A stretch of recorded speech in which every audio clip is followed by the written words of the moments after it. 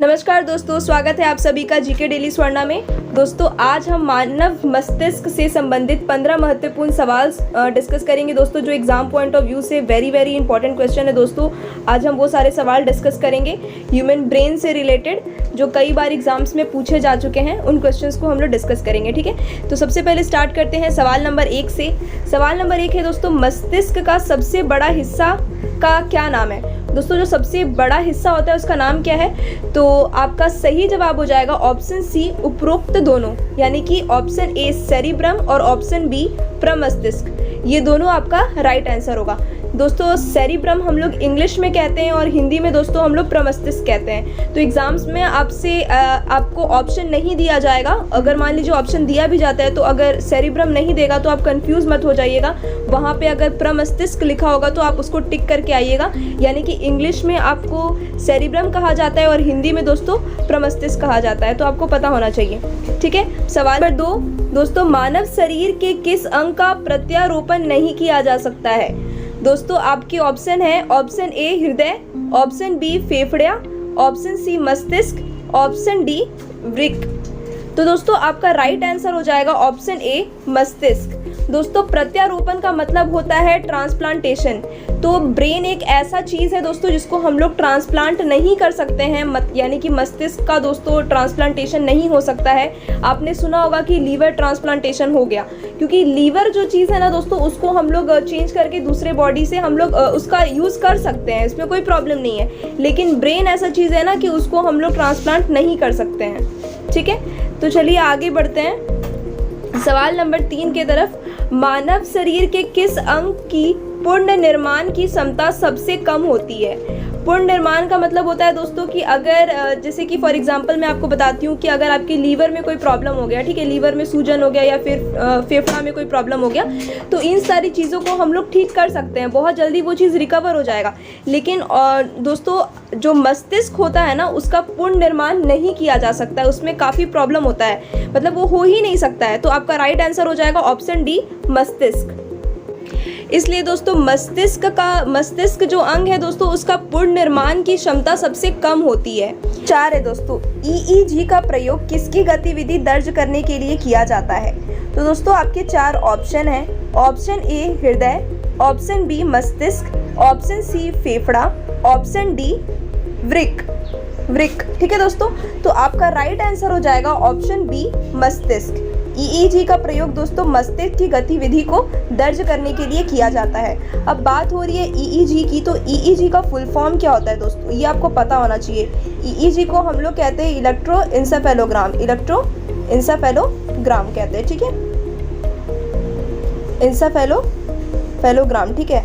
मैं पूरा नहीं लिख रही हूँ, आप समझ जाइएगा, इलेक्ट्रोएन्सेफेलोग्राम कहते हैं, ठीक है। अब अगर दोस्तों आपसे पूछा जाए एग्जाम में कि ईसीजी जो होता है दोस्तों, ईसीजी का प्रयोग किसकी गतिविधि दर्ज करने के लिए किया जाता है? ईसीजी का, तो दोस्तों ईसीजी का प्रयोग दोस्तों हृदय की गतिविधि को जांच करने के लिए किया जाता है।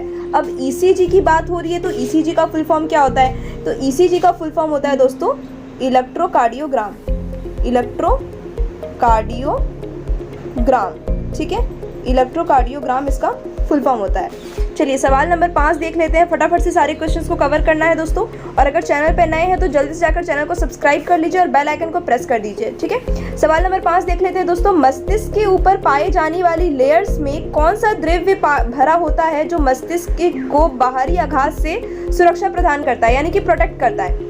तो आपका राइट आंसर हो जाएगा ऑप्शन सी, उपरोक्त दोनों, यानी कि सेरिब्रोस्पाइनल फ्लूइड और सेरिब्रोस्पाइनल द्रव्य। दोस्तों बात यहाँ ये है ना कि इंग्लिश में हम लोग सेरिब्रोस्पाइनल फ्लूइड कहते हैं और वही हिंदी में हम लोग द्रव्य कहते हैं। बस इतनी सी सिंपल सी है कि इंग्लिश में ये कहते हैं और हिंदी में ये कहते हैं। तो एग्जाम में क्या होगा ना दोस्तों कि अगर आपसे सिर्फ और सिर्फ सेरिब्रोस्पाइनल द्रव्य दिया जाए, फ्लूइड ना दिया जाए, तो आप कंफ्यूज मत हो जाइएगा।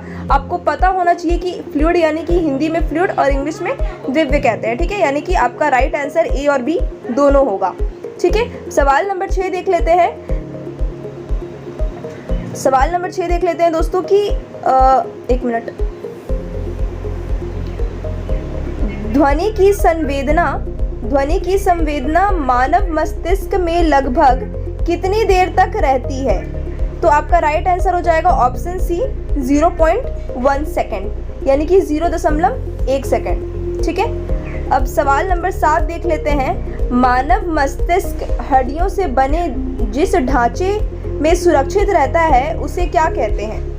यानी कि हमारा ह्यूमन ब्रेन जो हमारे बोन्स हैं जिस ढांचे में वो रहते हैं और प्रोटेक्ट करते हैं तो उसे हम क्या कहते हैं? ठीक है, तो दोस्तों आपका राइट आंसर हो जाएगा option B, cranium. Option B, cranium आपका राइट आंसर हो जाएगा। ठीक है, अब सवाल नंबर 8 देख लेते हैं कि मानव शरीर के मांसपेशी की गतिविधि को कौन नियंत्रित करता है? कौन नियंत्रित करता है दोस्तों? तो आपका राइट आंसर हो जाएगा ऑप्शन सी, उपरोक्त दोनों, यानी कि मोटर न्यूरॉन और हिंदी में हम लोग कहते हैं प्रेरक तंत्रिकोशिक। तंत्रिकोशिक हम लोग हिंदी में कहते हैं, इंग्लिश में हम लोग कहते हैं मोटर न्यूरॉन और हिंदी में हम लोग कहते हैं प्रेरक तंत्रिकोशिक। ठीक है, तो हिंदी इंग्लिश में आपको कंफ्यूज नहीं होना है। अगर दोनों ऑप्शन रहे तो आपको लिख करके आना है उपरोक्त दोनों, उपयुक्त दोनों। ठीक है, चलिए सवाल नंबर 9 देख लेते हैं।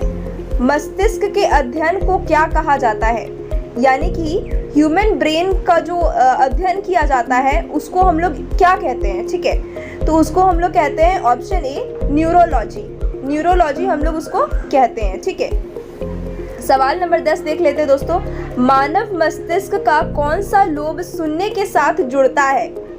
तो आपका राइट आंसर हो जाएगा टेम्पोरल लोब। टेम्पोरल लोब दोस्तों मानव मस्तिष्क का लोब सुनने के साथ में दोस्तों टेम्पोरल लोब साथ में जुड़ता है। ठीक है, सवाल नंबर 11 देख लेते हैं दोस्तों कि मस्तिष्क की सुरक्षा के लिए मस्तिष्क के ऊपर कितनी परत होती है? तो आपका राइट आंसर हो जाएगा 3 परत होती है। 3 परत होती है। ठीक है, अब सवाल नंबर 12 देख लेते हैं दोस्तों कि मनुष्य के मस्तिष्क ह्यूमन ब्रेन का वजन कितना होता है? तो आपका राइट आंसर हो जाएगा दोस्तों 1350 ग्राम। 1350 ग्राम दोस्तों, यानी कि 1350 से लेकर 1380 ग्राम तक होता है। ठीक है, तो एग्जाम में आपसे 1300 से, इसलिए मैं ओवरऑल बता देती हूँ, 1350 से 1400 के बीच में होता है। ठीक है, तो राइट आंसर हो जाएगा आपका ऑप्शन बी, 1350 ग्राम। अब सवाल नंबर 13 देख लेते हैं दोस्तों। मनुष्य मस्तिष्क कितने भागों में विभाजित होता है? तो कितने भागों में डिवाइड होता है? विभाजित का मतलब होता है दोस्तों डिवीजन। तो ह्यूमन ब्रेन कितने भागों में डिवाइड होता है? तो आपका राइट आंसर हो जाएगा 3 भागों में। आगे हम उसका नाम भी डिस्कस करेंगे। ठीक है, नीचे के सवाल में नाम भी हम लोग जानेंगे। अब देखिए दोस्तों, यहाँ पे आ गए हम लोग सवाल नंबर 14 में आ गए। मनुष्य के मस्तिष्क के 3 भाग कौन से हैं? अब यहाँ पे हम लोग नाम जान लेते हैं। ऑप्शन ए, अग्र मस्तिष्क। ऑप्शन बी, मध्य मस्तिष्क। ऑप्शन डी, पश्चिम मस्तिष्क। यानी कि आपका राइट आंसर हो जाएगा उपरोक्त सभी। अब देखिए दोस्तों, अग्र मस्तिष्क को हम लोग क्या कहते हैं? फोर ब्रेन कहते हैं हम लोग दोस्तों अग्र मस्तिष्क को। ठीक है, मध्य मस्तिष्क को हम लोग कहते हैं मिड ब्रेन। ठीक है, और पश्चिम मस्तिष्क को हम लोग कहते हैं हिंड ब्रेन हम लोग पश्चिम मस्तिष्क को कहते हैं। ठीक है, तो ये 3 ह्यूमन ब्रेन से जो 3 भागों में डिवाइड है और ये इनके नाम्स हैं, तो आपको पता होना चाहिए। ठीक है, सवाल नंबर 15 देख लेते हैं दोस्तों कि मानव मस्तिष्क का कौन सा भाग निगलने उगलने का नियामक केंद्र है? ठीक है, तो आपकी ऑप्शन है option A, medulla oblongata. Option B, cerebrum. Option C, hypothalamus. Option D, hypothalamus. ठीक है, तो आपका राइट आंसर हो जाएगा दोस्तों ऑप्शन ए, मेडुला ऑब्लंगाटा। ठीक है, ये आपका राइट आंसर हो जाएगा। तो दोस्तों आपको कैसी लगे ह्यूमन ब्रेन से रिलेटेड ये 15 क्वेश्चंस जो बहुत ज़्यादा इंपॉर्टेंट है दोस्तों, कई बार एग्जाम्स में पूछे जा चुके हैं ये क्वेश्चंस। दोस्तों अगर आपको वीडियो अच्छी लगी तो चैनल को सब्सक्राइब करना है और वीडियो को लाइक करना है और एक प्यारा सा कमेंट करना है। मिलते हैं नेक्स्ट वीडियो में।